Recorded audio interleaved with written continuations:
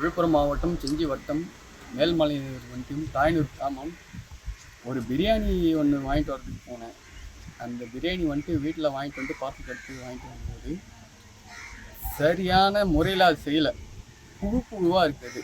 அடுப்பாங்கரை hotel அது. நம்ம வளர்த்தி மேல்மலையிலேருந்து வளர்த்தி போகிற ரூட்டில் அடுப்பாங்கரை ஹோட்டல் இங்கே அந்த அடுப்பாங்கரை ஹோட்டல் இந்தியன் பேங்க்கு முன்னாடி இருக்குது. அந்த ஹோட்டலில் புழுவாக இருக்குது. அதை நான் சாப்பிட்டு அதுக்கப்புறம் இது கம்ப்ளைண்ட் பண்ண அவங்ககிட்ட முறையான தகவல் நான் கொடுத்தேன். அவங்க ரெஸ்பான்சிபிலிட்டியே சரியான ஒரு முறையே சொல்ல, ஒரு அலட்சியமான ஒரு பதில் சொல்கிறாங்க. இந்த ஹோட்டலுக்கு தகுந்த நடவடிக்கை எடுக்கணும்.